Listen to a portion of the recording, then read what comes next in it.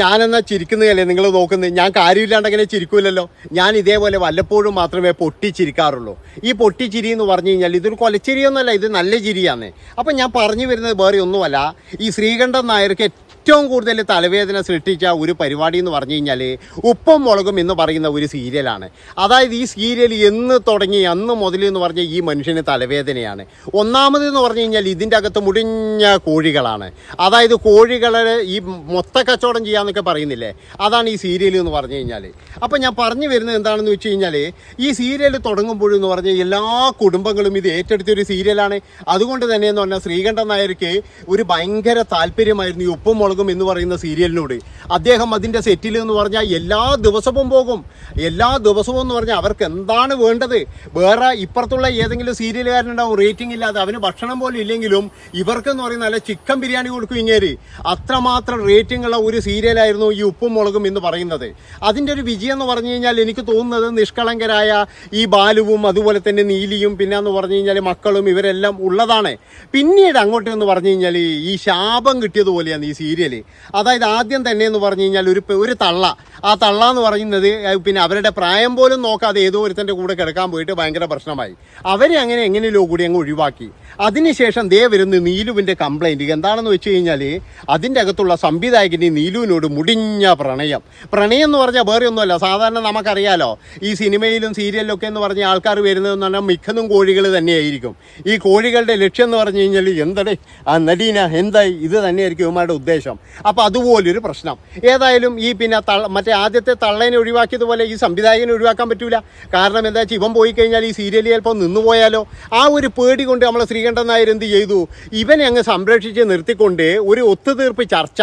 ഈ ചർച്ചയിൽ എന്ന് പറഞ്ഞു കഴിഞ്ഞാൽ ഇവന് ഭയങ്കര നല്ല രീതിയിൽ പിന്നെ ശ്രീകണ്ഠൻ നായർ പിന്നെ ഇവനെ എന്തൊക്കെയോ പറഞ്ഞു, ദേഷ്യം വന്നു, ചീത്ത വിളിച്ചു. എന്നിട്ട് അവസാനം എന്ന് പറഞ്ഞു കഴിഞ്ഞാൽ ഇവനോട് ഇങ്ങനെയും കൂടി കാണിച്ചു, കണ്ണിറുക്കിയിട്ട് മോനെ നീ പോകരുത്, നീ പോയി കഴിഞ്ഞാൽ നമ്മളെ സീരിയൽ പൂട്ടും, കമ്പനി വരെ പൂട്ടേണ്ടിയിരുന്നു പറഞ്ഞു. കാരണം എന്താണെന്ന് വെച്ച് കഴിഞ്ഞാൽ ലോകത്തുള്ള എല്ലാവർക്കും ശമ്പളം കൊടുക്കുന്നത് ഈ സീരിയൽ കൊണ്ടാണ്. ഈ സീരിയലിന് എന്ന് പറഞ്ഞാൽ ഞാൻ പറഞ്ഞല്ലോ അവസാന റേറ്റിംഗ് ആണ്. അപ്പോൾ അതുകൊണ്ട് തന്നെ എന്ന് പറഞ്ഞാൽ ഈ സംവിധായകനെ നല്ല നീ എന്തുവാടാ നീതുവിനോട് പറഞ്ഞത് എന്നൊക്കെ പറയുമ്പോഴും ഇങ്ങനെ ഇടയ്ക്കിടയ്ക്ക് ഇങ്ങനെ കണ്ണീയും കാണിക്കുകയും ചെയ്തു. അതെന്താണെന്ന് വെച്ചാൽ അവനെ അങ്ങ് സംരക്ഷിച്ച് അവിടെ ഇരുത്തി. ഏതായാലും ആ ഒരു പ്രശ്നവും കാര്യങ്ങളൊക്കെ ഇങ്ങനെ കഴിഞ്ഞു. പിന്നീടാണ് മുടിയൻ്റെ ഒരു പ്രശ്നം വരുന്നത്. ഈ മുടിയൻ്റെ പ്രശ്നത്തോട് കൂടിയിട്ട് എന്ന് പറഞ്ഞു കഴിഞ്ഞാൽ ഒരു രക്ഷയില്ലാത്ത തരത്തിൽ ഈ സീരിയൽ പിന്നെ അങ്ങോട്ട് തകർച്ചയിലേക്കാണ് പോയത്. കാരണം എന്താണെന്ന് വെച്ച് കഴിഞ്ഞാൽ മുടിയൻ എന്ന് പറയുന്ന ഒരു കഥാപാത്രം, അയാൾക്ക് എന്ന് പറയുന്നത് ഇച്ചിരി ബുദ്ധിയും കാര്യങ്ങളൊക്കെ ഉണ്ട്, അങ്ങനെ ഒരു മണ്ടനൊന്നുമല്ല. ഏതോ ഒരു എപ്പിസോഡിൽ അയാൾ പറഞ്ഞു പോലും, അതായത് ഇത് ചേട്ടാ ഇത് ഇങ്ങനെ എടുത്തൂടെ, ഇങ്ങനെ എടുക്കണോ, അങ്ങനെ ഞാനും പറഞ്ഞു. നീ ആരാടാ എന്നെ പഠിപ്പിക്കാൻ എന്ന് പറഞ്ഞിട്ട് അവിടെയുള്ള തലതൊട്ടപ്പന്മാർ ഞാനാടാ നിന്നെ വളർത്തിയത് എന്ന് പറഞ്ഞിട്ട് വേറെ ഒരുത്തൻ. അങ്ങനെ ഭയങ്കര പ്രശ്നമായി. മുടിയൻ അങ്ങനെ സീരിയലിൽ നിന്ന് ഇറങ്ങി വന്നപ്പോൾ ശ്രീകണ്ഠൻ നായർ ഇടപെട്ടു. അതായത് പൊരേൻ്റെ മേലേക്ക് ചാഞ്ഞത് സ്വർണ്ണമരമാണെങ്കിലും കപ്പ മരമാണെങ്കിലും സ്വർണ്ണ മരമാണെങ്കിലും ഞാൻ വെട്ടും എന്ന് പറഞ്ഞിട്ട് നമ്മളെ മല്ലൻ മാധവനെ പോലെ ഈ ശ്രീകണ്ഠൻ നായർ വന്നു എന്നുള്ളതാണ്. അവസാനം എന്ന് പറഞ്ഞു കഴിഞ്ഞാൽ മുടിയനെ വെട്ടി അങ്ങ് വീഴ്ത്തി. മുടിയൻ എന്ത് ചെയ്തു വെച്ച് കഴിഞ്ഞാൽ അന്തസ്സായിട്ട് അങ്ങ് ഇറങ്ങി പോവുകയും ചെയ്തു. കാരണം എന്താണെന്ന് വെച്ചാൽ സംഭവം എന്ന് പറഞ്ഞു കഴിഞ്ഞാൽ മുടിയനെ ഇവർ വളർത്തിയതാണെങ്കിലും പിന്നീടെന്ന് പറഞ്ഞാൽ മുടിയന് വേറെയും ചാൻസും കാര്യങ്ങളൊക്കെ കിട്ടുന്നു മുടിയൻ അറിയാം. ഏതായാലും അങ്ങനെ മുടിയൻ വേറെ ഏതെങ്കിലും ഒരു ചാനലിൽ കയറി കഴിഞ്ഞാൽ ഞങ്ങൾക്കൊരുപാട് ക്ഷീണം വരുമെന്ന് ശ്രീകണ്ഠൻ നായർക്ക് മനസ്സിലായി. പിന്നീട് ശ്രീകണ്ഠൻ നായർക്ക് തോന്നി ഇവനെ ഇനി വെറുതെ വിട്ടാൽ ശരിയാവില്ല, ഇവൻ വേറെ ഏതെങ്കിലും ചാനലിൽ പോകുന്നു. അങ്ങനെ എന്ത് ചെയ്തു, ഒരു ദിവസം ലൈവങ്ങ് വന്നിട്ട് പറഞ്ഞു ഇവൻ ആള് ശരിയല്ല, ഇവൻ ബാംഗ്ലൂരിൽ അങ്ങനെയായിരുന്നു, ഇവൻ ഇങ്ങനെയാണ്. അതായത് നമ്മളെ നാട്ടിലൊരു ചൊല്ലുണ്ടല്ലോ, ഈ മുടി നീട്ടിയവന്മാരൊക്കെ എന്ന് പറഞ്ഞാൽ പഞ്ചാബല്ലട്ടാ കഞ്ചാവാന്ന് പറയുന്ന ഒരു സംഭവം ഉണ്ടല്ലോ. മുടി നീട്ടിയവൻ കഞ്ചാവ്, അതുപോലെ താടി വളർത്തിയവൻ MDMA, ഇങ്ങനെയൊക്കെ ആണല്ലോ നമ്മളെ നാട്ടിലെ ഒരു ഇതെന്ന് പറഞ്ഞു കഴിഞ്ഞാൽ. അപ്പോൾ അതുപോലെ തന്നെ അങ്ങ് പറഞ്ഞു എന്താ വെച്ചാൽ മുടിയൻ കഞ്ചാവാണ്, അവൻ ആള് ശരിയല്ല എന്നൊക്കെ പറഞ്ഞിട്ട്. ഏതായാലും അതോട് കൂടിയിട്ട് എന്ന് പറഞ്ഞാൽ പ്രേക്ഷകരെ മുഴുവൻ എന്ന് പറഞ്ഞാൽ ശ്രീകണ്ഠൻ നായർ അങ്ങ് എടുത്തങ്ങ് കൊടുത്തു എന്നുള്ളതാണ്. കാരണം എന്താ വെച്ചാൽ ഒരു ചെറുപ്പക്കാരൻ്റെ ജീവിതമാണോടോ നശിപ്പിക്കുന്നത്. അതായത് ശ്രീകണ്ഠൻ നായരുടെ പിന്നെ പക്ഷത്തു നിന്നും ഇങ്ങനെയൊരു വാക്ക് നമ്മൾ ഒരിക്കലും എന്ന് പറഞ്ഞു കഴിഞ്ഞാൽ പ്രതീക്ഷിക്കുന്നില്ല. ആ ഒരു മനുഷ്യൻ ഇങ്ങനെ ചെയ്തപ്പോഴെന്ന് പറഞ്ഞാൽ നമുക്ക് ഒരുപാട് വിഷമങ്ങൾ ഉണ്ടായിട്ടുണ്ട്. അതായത് ഒരു മനുഷ്യനെ തകർക്കാൻ വേണ്ടിയിട്ട്, അല്ലെങ്കിൽ ആ ഒരു പാവം എന്താണെന്ന് വെച്ചാൽ ഒരു വീടിൻ്റെ അത്താണിയാണ് ഈ മുടിയെന്ന് പറഞ്ഞു കഴിഞ്ഞാൽ, അവനിനി എന്തോ ആയിക്കോട്ടെ, അവൻ ആ കുടുംബം പോറ്റുന്നവനാണ്. ആ കുടുംബത്തെ ഇല്ലാതാക്കാൻ വേണ്ടിയിട്ട് ഇദ്ദേഹം കളിച്ച ഒരു നാലാംകിട കളി അതാണ്. എന്താ വെച്ചാൽ ഇവൻ വേറെ ഏതെങ്കിലും ചാനലിൽ പോയി കഴിഞ്ഞാൽ എൻ്റെ ചാനലിൻ്റെ റേറ്റിംഗ് കുറയുമോ, ഞാനല്ലേ ഇവനെ കൊണ്ടുവന്നത് എന്നുള്ളത്. നിങ്ങളൊരു കാര്യം ആലോചിക്കണം. ഈ നവോദയ അപ്പച്ചൻ പാസിൽ എന്ന് പറയുന്നയാളുടെ സിനിമയിൽ മോഹൻലാൽ ആദ്യമായിട്ട് അഭിനയിച്ചത് എന്ന് വിചാരിച്ചിട്ട് ഞാൻ ആ മോഹൻലാലിനെ കൊണ്ടുവന്നിന് നീ ഒരു സിനിമയിലും ഇനി അഭിനയിക്കാൻ പോകരുത് എന്ന് പറയാൻ പറ്റുമോ? അതുപോലെ തന്നെ എന്ന് പറഞ്ഞു കഴിഞ്ഞാൽ മമ്മൂട്ടീനെ കൊണ്ടുവന്ന ആൾ, അയാൾക്ക് പറയാൻ പറ്റുമോ അതാ നീ ഇനി ഒരു സിനിമയിലും പോകരുത്, നിന്നെ ഞാനാണ് കൊണ്ടുവന്നതെന്ന്? ഇപ്പം നിവിൻ പോളിനെ കൊണ്ടുവന്ന ദിലീപാണ്. അപ്പോൾ ദിലീപിന് പറയാൻ പറ്റുമോ നീ ഇനി നാളെ മുതൽ ഒരു സിനിമയിലും അഭിനയിക്കാൻ പോകരുതെന്ന്? അതുപോലെ തന്നെയാണ് ഇങ്ങനെ പറയുന്നത്, എൻ്റെ സീരിയൽ വിട്ട് കഴിഞ്ഞാൽ വേറെ ഇടും പോകരുത് എന്നുള്ള തരത്തിൽ. ഏതായാലും അതോട് കൂടിയിട്ട് എന്ന് പറഞ്ഞാൽ ഉപ്പും മുളകിൻ്റെയും കഥ കഴിഞ്ഞു എന്നുള്ളതാണ്. അപ്പോഴേക്കും ദേ വരുന്നത് നീലുവിൻ്റെ പ്രശ്നം. നീലുവിൻ്റെയും ബാലുവിൻ്റെയും മൊത്തത്തിലെന്ന് പറഞ്ഞാൽ ഈ കുടുംബം അങ്ങ് പ്രശ്നമാകുന്നു. പിന്നീടെന്ന് പറഞ്ഞാൽ നീലുവിൻ്റെ വേറൊരു പരിപാടിയും കൂടി, അതായത് ഞാൻ കല്യാണം കഴിക്കാൻ പോകുന്നേന്ന്. അതായത് കല്യാണം വേണമെങ്കിൽ കഴിച്ചോ, എനിക്ക് 50 വയസ്സായി, എനിക്കൊരു 2ാം കൂട്ട് വേണം എന്നൊക്കെ പറയേണ്ട വല്ല ആവശ്യമുണ്ടോ? അതൊക്കെ എന്ന് പറഞ്ഞാൽ തികച്ചും പേഴ്സണലായിട്ടുള്ള കാര്യമല്ലേ? അതൊക്കെ എന്ന് പറഞ്ഞാൽ ഇനിയിപ്പോൾ കല്യാണം കഴിക്കുന്നത് ഇന്ന് എൻ്റെ വിവാഹമായിരുന്നു, എൻ്റെ മക്കളെ 2 പേരും സമ്മതിച്ചിട്ടാണ് ഞാൻ കല്യാണം കഴിക്കുന്നത്. എത്ര രസമുണ്ട്. ഇത് ഓരോ ചാനലിൽ വന്നിട്ടും പറയുകയാണെങ്കിൽ എനിക്ക് 51ആയി, ഇനിയെങ്കിലും എന്നെ മനസ്സിലാക്കുന്ന ഒരാൾ വരണം, ഇങ്ങനെ പറഞ്ഞ് നടന്നുകൊണ്ടിരിക്കലാണ്. അപ്പോൾ അതിൻ്റെ അടിയിൽ വരുന്ന ചില ആൾക്കാർ പറയുന്നത് ഓൾറെഡി എല്ലാം ഫിക്സ് ചെയ്തിട്ടാണ് ഇങ്ങനെ പറഞ്ഞുകൊണ്ട് നടക്കുന്നത്. അതെല്ലാം കഴിഞ്ഞ് കുറച്ച് കഴിയുമ്പോഴേ മക്കളെ ഇടിയും മിന്നറിയും പോലെ ദേ വരുന്നത് നമ്മളെ ഒരു ശ്രീകുമാറും അതുപോലെ തന്നെ നമ്മുടെ ഈ ബാലുവിനെതിരെ എന്ന് പറഞ്ഞു കഴിഞ്ഞാൽ ഇതുപോലെയുള്ള പീഡനശ്രമം, ഭീഷണിപ്പെടുത്തൽ എന്നൊക്കെ പറഞ്ഞിട്ട് ഈ സീരിയലിൻ്റെ വരുന്നത്. അങ്ങനെ ഈ ഒരു കേസും കൊണ്ട് എന്ന് പറഞ്ഞു കഴിഞ്ഞാൽ നല്ല രീതിയിൽ നാറാൻ തുടങ്ങി. അതായത് ശ്രീകുമാർ എന്ന് പറയുന്ന ആ ഒരു നടനെ നമുക്കറിയാം, മണ്ടോതിരി എന്ന് പറയുന്ന സ്നേഹയുടെ ഭർത്താവാണ്. അപ്പോൾ ഈ ശ്രീകുമാർ എന്ന് പറഞ്ഞാൽ ഭീഷണിപ്പെടുത്തു എന്നാണ് പറയുന്നത്. അതുപോലെ തന്നെ ബാലുവിനെതിരെ എന്ന് പറഞ്ഞു കഴിഞ്ഞാൽ ശ്രമം ഇതാണ് ഉണ്ടായിരിക്കുന്നത്. ഏതായാലും 2 പേർക്കെതിരെയും കേസ് പോയി. 2 പേരും എന്ന് പറഞ്ഞാൽ മിണ്ടാതിരുന്നു, ഒരക്ഷരം പോലും അവർ വന്ന് പറഞ്ഞിട്ടില്ല. എല്ലാവരും പറയുന്നത് പോലെ ഇത് കോടതിയിൽ കിടക്കുന്ന കാര്യമായതുകൊണ്ട് അവർ അഭിപ്രായങ്ങളൊന്നും പറയാൻ വന്നിട്ടില്ല. പക്ഷേ ഒരു കാര്യം ഞാൻ നിങ്ങളോട് പറയാം, നമ്മൾ നിരപരാധിയാണെങ്കിൽ നമുക്കത് എവിടെയും വിളിച്ചു പറയാം. ഇപ്പം നമ്മൾ നിരപരാധിയാണെങ്കിൽ ഞാൻ ചെയ്തിട്ടില്ല എന്ന് എനിക്ക് ഉറപ്പുണ്ടെങ്കിൽ നമുക്ക് എവിടെ വേണമെങ്കിലും വിളിച്ചു പറയാം. ഇപ്പോൾ നിവിൻ പോളിനെ കണ്ടില്ലേ നിങ്ങൾ?